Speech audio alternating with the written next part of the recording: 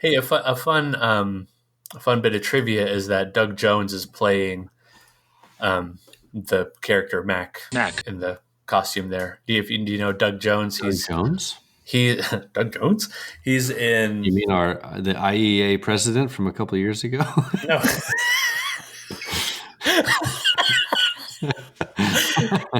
God, Ron Teely is playing the Hamburglar.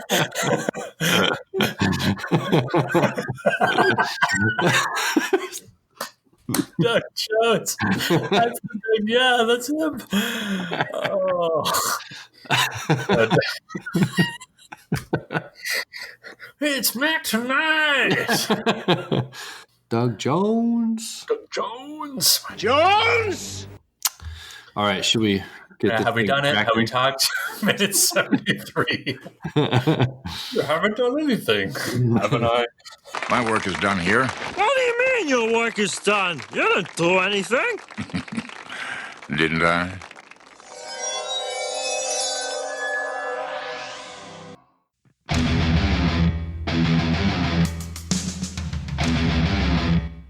Welcome to Predator Minute, the podcast that breaks down the 1987 action sci-fi classic Predator 1 minute at a time. I'm John Zabriskie. And I am Jeff Glover. And today we're talking minute 73 of Predator. You could call minute 73 the John Hannah, Ron Yari, Larry Allen, or Joe Thomas of... That's all offensive linemen, by the way. Wow. Of Predator. All big fat guys that stand on the line?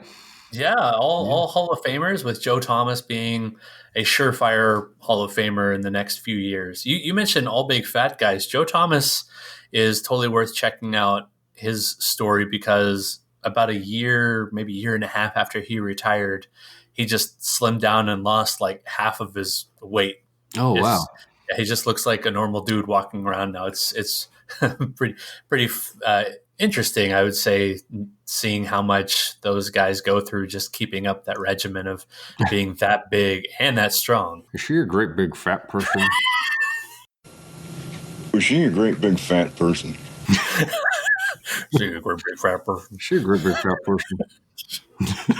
And they were. Oh my gosh.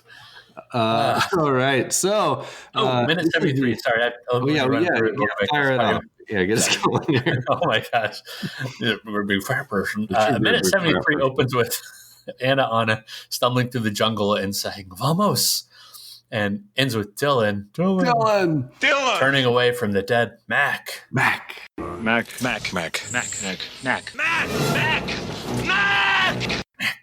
Toward Mac's voice saying, anytime.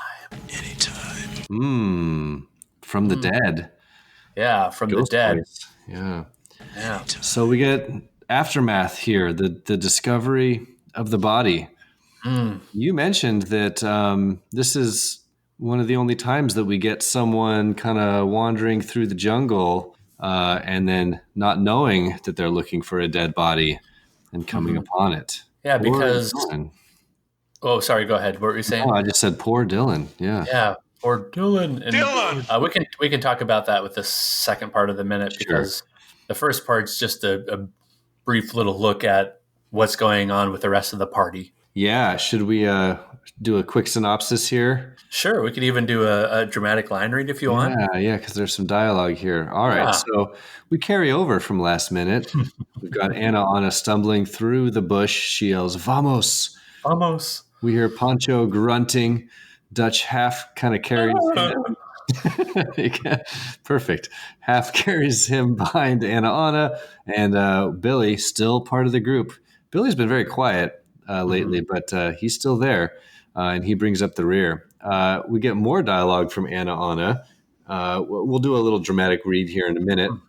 And she picks up Panchito's gun. Dutch stops her. And in the end, the four of them keep moving away from the camera with Billy watching from behind. Nicely done. Yes. So should we hit this dialogue here? Because that's really what kind of the centerpiece of this section. Let's do it. I'll be Anna and you can be Dutch. All right. Dramatic line read. Ding. Ding. Vamos, come on, come more quickly. Hurry up. Don't leave it. He didn't kill you because you weren't armed. No sport. No sport. No sport. No sport. Nicely done. Nicely done. Don't. I love the whole "don't leave it" because it's kind of like grammatically, if you take out the exclamation point after "don't," it's almost like he's saying "don't leave it." Don't leave it. Don't leave it. Right. I said, "Don't leave it." I said, "Don't go between them." He said, "Go between them." So this is kind of a strange thing to me because he's telling her to leave it. Don't pick up the gun. No sport. He didn't kill you because you weren't armed, and yet everyone else is still carrying their guns. Yes. Dutch doesn't say that and then, think to put down his gun. No sport. Billy's carrying his along. No sport. So I don't know. It would make sense to me to have as many guns as, if you're going to carry guns, carry as many as possible. No sport.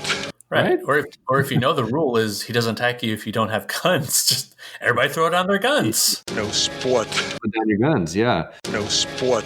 But the implication here is that the predator is really just toying with them. Mm-hmm. And him saying, no sport. No sport.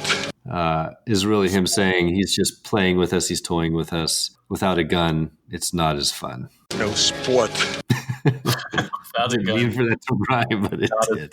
There we go. Jeff Glover has always been known for saying, without a gun, not as fun. That's my yearbook quote now. Yeah.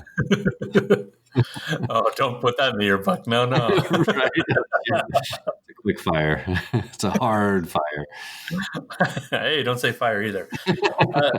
Yeah, it's an interesting little wrinkle. Like, I don't think anybody throughout the movie has thought about that until now. It's almost like they're kind of, inserting a little bit of lore or canonical characteristics to the Predator here, saying that he's not going to attack an unarmed being. No sport. But I mean, I'm kind of stumbling over this right now because I'm trying to work through the logic. Well, that's just it. It's not that logical. We're trying to apply logic to something that doesn't really make sense. Like, I understand the purpose of the dialogue, I think, is just to give us further understanding that the Predator is just fucking around with them. Like, that's how powerful he is. Logically, it doesn't really quite make sense. Like, they're outmatched. They're being hunted. Like, they would want a gun, right? Right. I guess the best sense I can make of it is he says he didn't kill you because you weren't armed. He's talking about a long time ago when the Predator killed Hawkins right in front of her and didn't kill her. If she had been armed back then, would he have killed her? Would the Predator have killed Anna? I could see that being a thing if they're battling it out, or I don't know. It's hard for me to kind of play the what if game here. I didn't think about that with Hawkins from earlier in the movie. That's why he mentions it here, I imagine. Got it. Okay, that makes a little more sense to me. But still, if they're going to have weapons, shouldn't everyone just have weapons? Right. Everybody should have weapons, or nobody should have weapons. Right. I think if that's what he truly believes. No sport.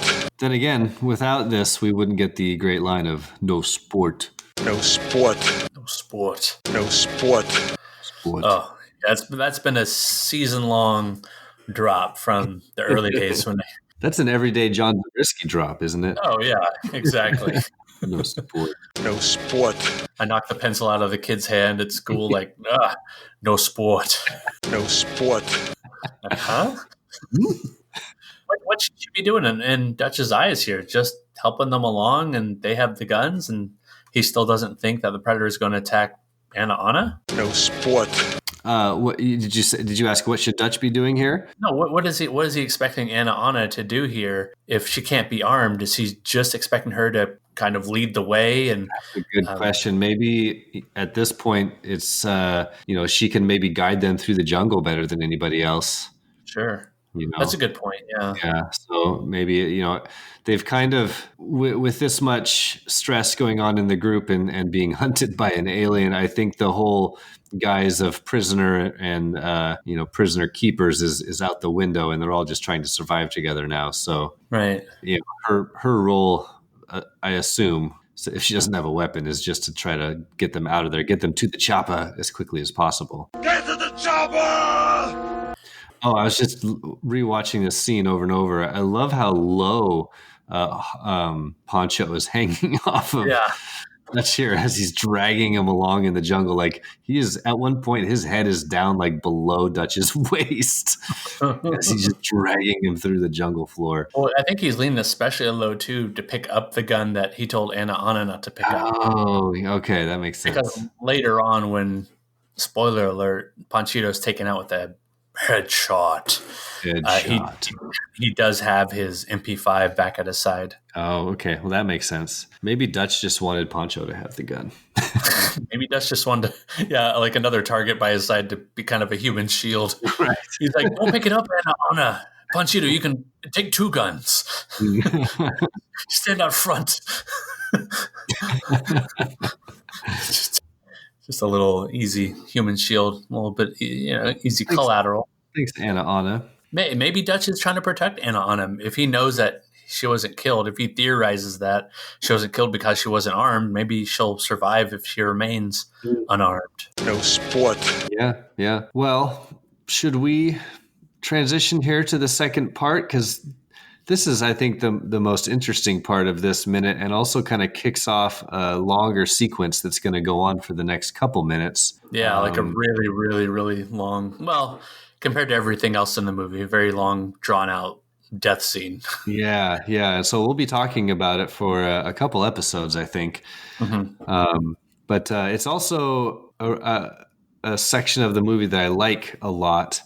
And really kind of emphasizes the transition to horror movie. So should I take us through here, the second half synopsis? Sure, take us through. Okay, so second part, starting around second 18, we cut away from the group and back to Dillon. Dillon! Who jumps down into frame. Now he is, remember, following Mac and is currently searching for him. So he's kind of walks through the bush, first kind of towards us, towards the camera, and then away. Badass bush.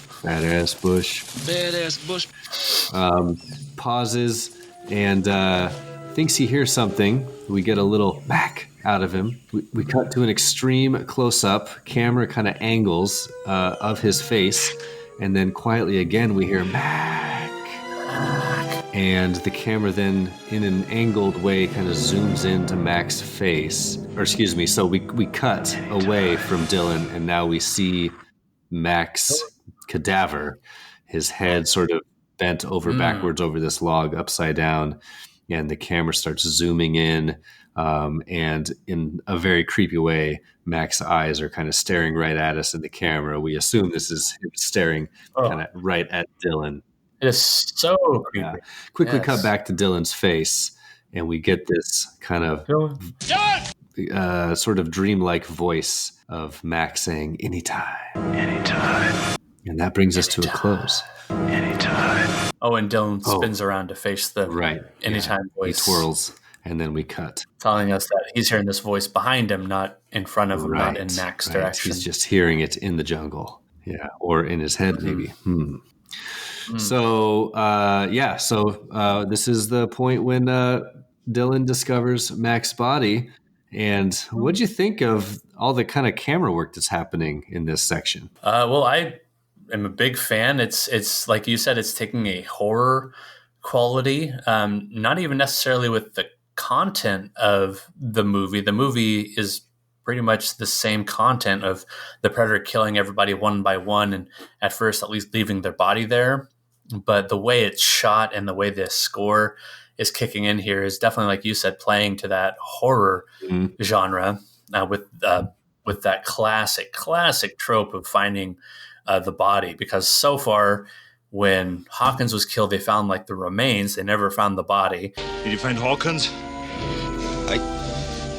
I can't tell. When Blaine was killed, the body was right there the whole time. There was no mystery where that was. Blaine. With Mac, he is a unique death in that Dillon fully thinks he's still alive, still fully thinks he's, I was going to say kicking. That's a bad use of word there, but he was kicking for a little bit. But yeah, it's playing to that horror trope of not being able to, or of one of the characters not knowing that they're about to discover a dead character and it zooms in to Mac's face, and that is just ultra spooky. If you freeze frame on that, where Mac's dead eyes are staring, like you said, right back at Dillon, almost like in a blaming way. The camera angle thing is a very kind of classic horror movie trope, to right before something bad happens, or to give the impression that something feels out of whack or not quite right. Whack. You will see this all the time in horror films where the camera will be tilted to the side, and it's just intended to give the impression, like I said, that something's not quite on the level, not quite right. On the level. And so I like that's that. clearly what they're doing here. Like that tilted camera, before we even discover the body, the tilted camera indicates to us that Dillon is feeling out of sorts, or that something not quite right is going to happen soon. I say we're going to get a lot of that tilted camera work in this kind of drawn out sequence with Dillon as we kind of look forward to the next couple minutes. We've referenced the Spielberg face a lot this time around. This is the first time that Spielberg face is showing the fate of one of the characters we've known throughout the whole movie. So it's a unique look. Even before that, backtrack to the handheld camera shot where it's sneaking up on Dillon before it kind of zooms into his face with the extreme close up. It gives you the impression that something is following him. You can even see like the camera at about second 39 kind of moving through the foliage, and it's pushing the branches away. And in a way, that's a fake out in itself, where we're thinking as the audience that he's going to be attacked possibly right here. But no, not until at least he sees his dead comrade that the predator clearly just left there on purpose, whether that was to come back later to grab the trophy, or whether that was to taunt Dillon further with this deathly look. Yeah. And you're right. This sequence is just kind of setting off sort of Dillon's kind of break, almost like a break from reality he's going to have here. I mean, not to spoiler alert, he's going to have a little meet up with the predator himself here pretty soon.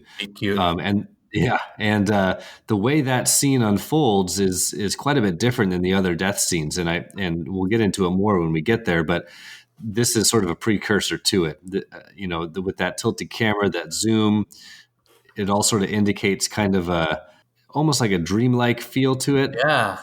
Especially with the camera sneaking up behind him right beforehand. It feels surreal. It feels sort of like it's supposed to be like he's kind of stepping out of his body a little bit, which we're going to see carry over here pretty soon into the next minute. The cam work is the basis for this very strong analysis video. The video is called Predator, Spot the Subliminals, Dillon's Death Scene. It's by Rob Iger, whose YouTube user channel is Collative Learning. It's well worth a check out. He breaks down this scene, the whole Dillon death scene, just shot for shot, talking about different things like we've been talking about already, with the tilting zoom, with Mac staring back with his dead eyes to Dillon being face to face with his own mortality, and Mac's face. Mac. So if you want more analysis of this death scene, go check out that video. I don't want to steal all this thunder, and I'm not going to drop in his audio from that video. I figure it's worth a check out just to hear everything. Yeah, it was good. Yeah. I gave it a watch, and I felt vindicated because when I was analyzing this minute, I was thinking about the tilted camera and how it's kind of a horror trope, and then listened to watched his little video, and he said some of the same things, and I was like, oh, yeah, I did it. Yeah, I'm right. I felt very vindicated. Something he didn't say, which I'll kind of take credit for, is when the camera is zooming into Mac's dead face, it is totally reminding me of what just happened of Mac's fate when the laser's zipping into his head and blowing it up like an oil rig. I think it's a callback, maybe a slight callback, maybe accidental callback, but it's a callback nonetheless for me, to remind me Mac is killed by this projectile right to the face. Right. Yeah. Oh, that's good. I didn't think about that. And I would say the anytime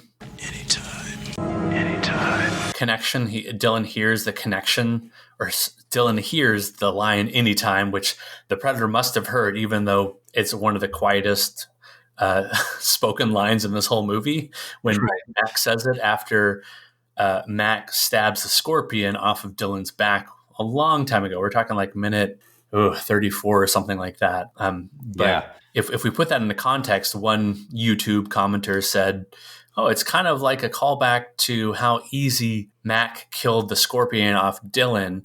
It's almost like the Predator is mocking Dillon with how easy it had in killing Mac." So I thought it was interesting, but did Dillon ever hear him say anytime? Anytime. I don't know. Anytime. Do you think that the anytime is something that Dillon is hearing in his head? Anytime. Whoa. Or do you think this is the Predator playing a recording of Mac saying it? Whoa. Or do you think this is just artistic license by the director just throwing in sort of a dreamlike Mac over the top of the scene? Anytime. Oh, I think you're onto something. Anytime.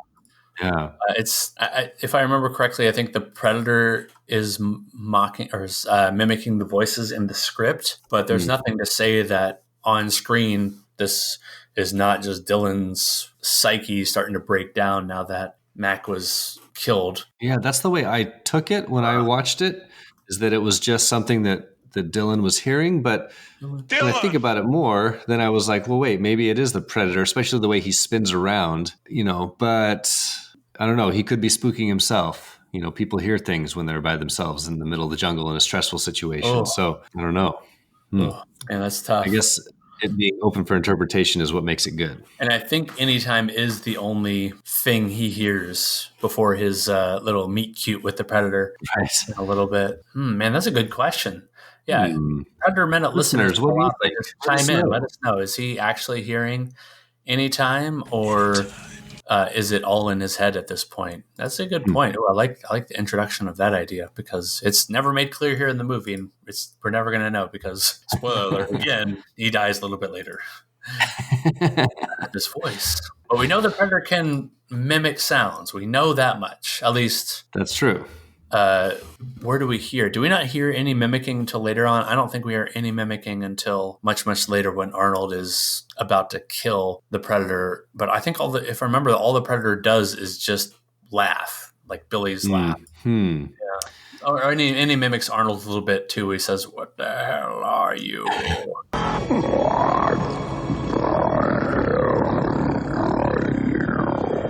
That's right. Yeah, but I don't think there's anything beyond possibly this anytime. But I guess we do see the attempts to mimic also where, no, I guess we don't. Forget what I'm saying. I'm going to cut that last part out because it's hard to know. Yeah, I think it's intentionally ambiguous, and helps just to kind of add a little something to the scene. But it's fun to talk about. Yeah, listeners, let us know. What do you think? All right. Well, what do we got? What else we got here? You got some commentary, or did John McTee just sit quietly and sip his whiskey? What did he do? He is talking about the rating of the movie. He was saying that they had to take some frames off of certain moments in order to secure the R rating. The Mac death in the previous minute was not filmed until pretty much the very end of filming. I take that to mean they filmed like the laser scene. They just didn't film like the laser sight scene, but they just maybe didn't film like the actual head oil rig explosion until until the end. He says they had the lead up, but not the splat. And there are a number of things that McTiernan was able to cut out of the script and cut out of the producer's ideas that it just ended up putting in the sequel, with the main thing being the inside of the spaceship where you see all the trophies. And McTiernan didn't think that could be pulled off without being excessively gross. Yeah. Or in my mind, that's just like way too sci-fi and way too out of this world all of a sudden to be throwing Arnold into the spaceship. It'd be cool to see in 1987, but it's also felt out of place, don't you think? Yeah, it would feel out of place with the jungle setting. Like everything happens in the jungle in this movie. There's no other settings. It's just the jungle. Right. Yeah. I know 11-year-old me would have loved that, but I think I'm a more sophisticated movie watcher now. Would feel like that's just a little out of place. Let's just watch Predator 2. If you want to see the inside of a spaceship done right, see Predator 2. Yeah. And you can see it with Danny Glover wearing pleated pants as well. Pleated pants. And you can find what is the word I'm looking for? Offshoot? A goof? No, an outtake of Danny Glover dancing in said spaceship with all the Predators. That's right. It's quite fun to watch that.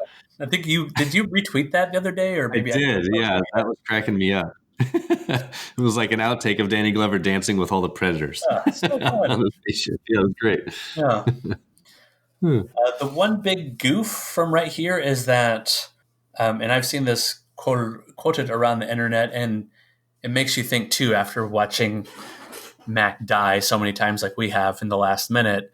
Why doesn't Mac's head just look like a broken watermelon? Why does it look like it's all complete? And the explanation, I think the in-canon explanation is either that the laser makes a tiny little incision point and then a humongous exit wound, or the laser hit him in the neck and then out the back of the head, which, I mean, I don't really care about either explanation, because I think this shot of him looking dead-eyed at Dillon counts way more than continuity. Yeah, I think it's just a little creative license so they can have this shot. In both cases, like the exploding head is a cool effect, and that should be in the movie. And we also like Dillon finding the creepy eyes on Mac and that effect, so that should be in the movie. So, there are times that directors are going to kind of say, well, this may not make logical sense, but for the film, for what our audience wants to see, this is what we're going to do, know? But I agree, like with the way his head exploded from that blast, there should not be that much left. Yeah. Even when it zooms in on his head, it's not like there's a bunch of, I don't know, ragged flesh. I hate to go into that much detail with Matt because I love him, but it's not like there's a whole bunch of like gore and brains dripping out the back from when we zoom in. Just kind of blood-soaked clothing and log, and that's about it. All right. Well, have we done it? I think we've done it. I'll save the script change for Dillon's fate. Okay. Yeah. Okay. All right. Talk some recommends if you like. Sure. All right. I was just thinking about my recommends, and I was going back and forth on something. I think I'm going to recommend. I'm going to recommend a horror movie. Shocking. But I'm going to do an oldie but a goodie, and I'm actually going to recommend a series of horror movies. So recently, my wife and I were wanting to revisit a horror movie from the 2000s, 2007, in fact. It's called, I don't actually know how people pronounce this, if they call it REC or REC, but it's abbreviation for record. It's a found footage horror movie, and it's a pretty simple story. It's about a reporter who is following a group of firefighters for the night to do kind of this local news expose on the local fire department. And she follows them out to a call, and when they get there, they go inside this apartment building where a bunch of strange, violent things have been happening. And it seems like, what we learn is it seems like people are becoming possessed with something. And they end up getting locked in the building, basically as a way to quarantine them from the rest of the city. And so then the found footage movie is all through one camera following this woman and all the other people that are in this apartment building. And it's really good, and it's very well done, and I'm sort of hot and cold on found footage movies. Sometimes I like them, sometimes I don't, and this is definitely one of the best ones. And then I was also going to recommend the sequels. So after we watched REC, we went on and watched REC 2 and REC 3. Wait. Do they go back to the same place? So REC 2 is a lot like how Halloween 2 just picks up exactly where Halloween 1 left off. Oh. REC 2 picks up exactly where REC 1 left off, but it's from the perspective of the police outside the building. Weird. Oh, so the police like body cams? Yes, exactly. And then follows them into the building once they think everything is done. And so they go into the building basically in cleanup mode or try to figure out what happened. Turns out there's still things happening. And then Rec 3 is totally not in the timeline of the first two movies, and but is has a little more comedy, a little more tongue in cheek. Kind of knows that it's the third in a series, and has a little more fun with the concept, and was a totally watchable, fun horror movie. So I had forgotten how good these films were, and so any horror movie fan out there, I strongly suggest going back and checking them out. We had a blast rewatching the trilogy. Oh, cool. Yeah. I was thinking about found footage the other day, and I was thinking, are there any other genres represented by found footage? I know there's like the one action movie, Hardcore Harry. Oh, yeah. But yeah, are there any other found footage, non-horror movies that you can think of? Non-horror movies. I can't. I mean, the Cloverfield movie was kind of a monster movie. I don't know if that's a horror movie, but like that's less blood and guts and more just like them running away from like a Godzilla-esque monster. Mm-hmm. I should mention that there is a fourth REC movie, but it's very low budget. I've never watched it and it looks terrible. But I can't say that for sure because I've never seen it. But if anyone out there is like, but there's 4, I know. I've just never seen it and it looks bad. Okay, fair enough. Yeah.